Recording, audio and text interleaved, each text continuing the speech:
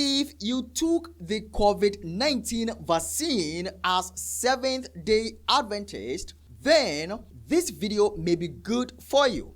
COVID-19, as we all know, started in 2019 in China and spread to other parts of the world.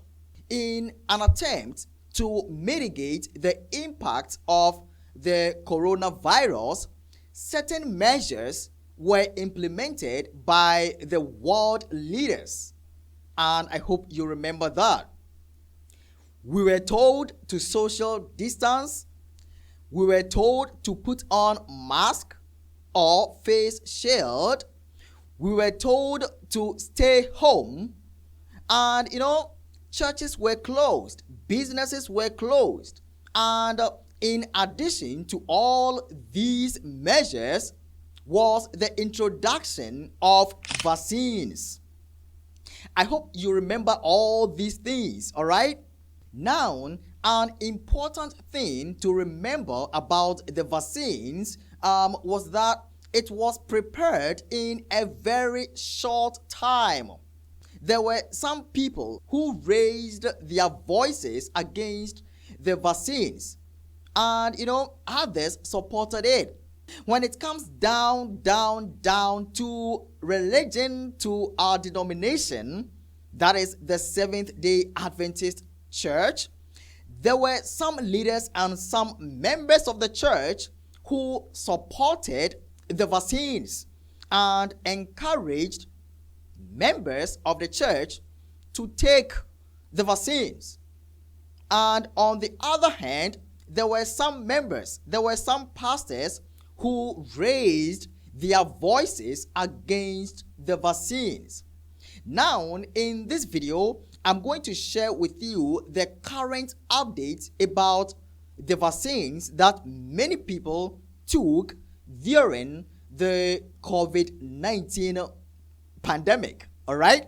There is this news circulating everywhere on YouTube, on Facebook, on TikTok, and many social media platforms about one of the vaccines, which is called AstraZeneca. This vaccine was administered to millions of people all over the world, But now, the current update about this vaccine is that it's causing some problems, some health problems.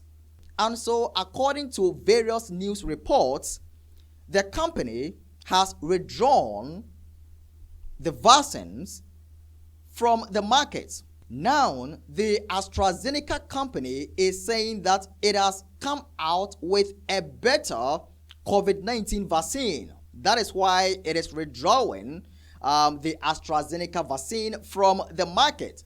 But the main idea or the main issue with the vaccine is that it is causing a lot of problems. And there are some lawsuits against the company because of the effects of the vaccine. So when you go on social media, in fact, you are going to see a lot of news about the AstraZeneca vaccine. And, this is causing some kind of fear because so many people took this vaccine during the COVID-19.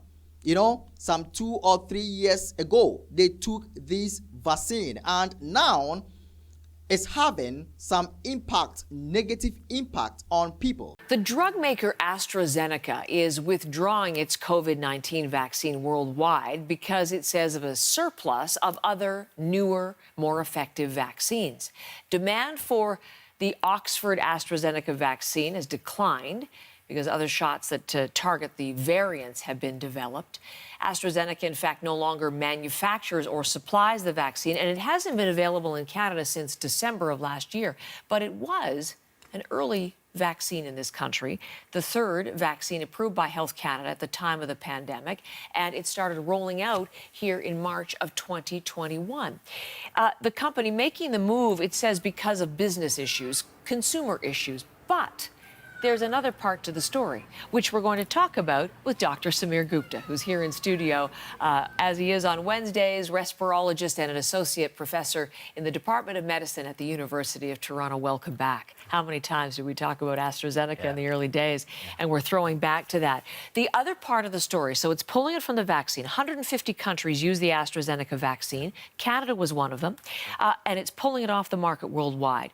For consumer reasons, there are other better vaccines, but also in court documents which the company filed, it was revealed for the first time that the company admitted to some serious side effects with its vaccine. What was the new information? I mean, it's not new to the scientific community, Right. but it's new that the companies acknowledged it because they are facing lawsuits around this complication. And so this is what we call VITT or VITT, vaccine-induced thrombotic thrombocytopenia. So the thrombotic part refers to clotting. Thrombosis is clot. Thrombocytopenia refers to low platelets. So this is a syndrome where people form clots in their body and their platelet levels are low. Those are sort of the hallmarks. That's how we identify this. And it was identified that ultimately we figured out scientifically how this happens and why this happens, but it was identified that these are what we call viral vector vaccines. This vaccine and the Johnson & Johnson vaccine, they use a virus to get the genetic material of the spike protein into our bodies so that our cells then make the spike protein, we form antibodies, we're protected. In about 1 in 50,000 people, rarely this happens, where what will happen is the adenovirus, that viral vector, will bind to an element in our blood called PF4, platelet factor 4. So this is a naturally occurring part of our clotting cascade, which actually activates our platelets. Platelets are those little cells that form clots. Right. So you get a cut, your platelet factor 4 levels go up locally, tells the platelets to form a clot, it blocks the bleeding, and you're protected. What happens is when the virus binds to the platelet factor 4, the body forms antibodies against that complex, and that activates the platelet factor 4. And so then you have this indiscriminate clotting because the platelet factor 4 is activated when it shouldn't be, really. Okay. And you have clots that can form anywhere in the body, and that can be dangerous, and that's what this complication is. And not new to the scientific community, not new to our conversations, because we were getting reports of this in the early days of its use. But in the court documents, it reveals just in the UK there were 80 deaths associated with that. Is it more widespread? Is it more serious than perhaps we understood at the time? So early on, so it wasn't seen in the trials because something that happens in about 1 in 50,000 people is not usually going to be detected. There won't be enough of a signal in a trial, even a large trial as these trials were. Right. This is something you pick up in post-marketing when you have millions of doses going out and you start seeing, maybe 20 people in a million get this kind of a complication.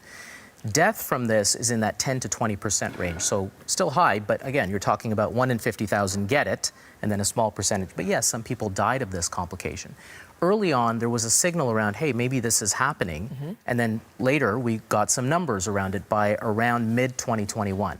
So, but as you said, if you go back, we're sort of, the retrospectoscope can be dangerous sometimes. You go back, we're a year into the pandemic, December of 2020, you get the first mRNA vaccines approved, and then I think by February this vaccine was approved. And this was in the UK, the first vaccine administered, big fanfare. We talked about it British right on this science, show. Boris Johnson was going wild. Exactly, and so this was a time when we approved all three, but the world was clamoring for vaccines. We did not, Pfizer and Moderna did not deliver mRNA to Canada. That was a big point of contention. It went to the US and it stayed in Europe. Right. And so this was a time where I was saying scientific consensus was get the first vaccine you available. can. And I did. Yeah, I was absolutely. 2.3 million Canadians got the AstraZeneca shot. I was one of them. And you think back to that time, I'm wondering if those who also did, I mean, is there any point about being concerned about it now? Any reason to have concern if you had it way back then? No, this is in the first 6 weeks after you get the vaccine. Okay. If you had it, you had it, and you're fine. Even if you had the first dose, very unlikely on the second dose, maybe 2 in a million on the second dose. It was still the right thing to do. So that was a conversation about the AstraZeneca, right? And, they were trying to talk well about what is happening. But the fact is that the vaccine, the AstraZeneca vaccine, is causing problems today. I want to say that if you took the AstraZeneca vaccine, well, there's no need to panic. You need to eat well, you need to exercise regularly, you need to drink enough water and pray. And pray to God to reduce the risk of having any complication as the result of taking the vaccine.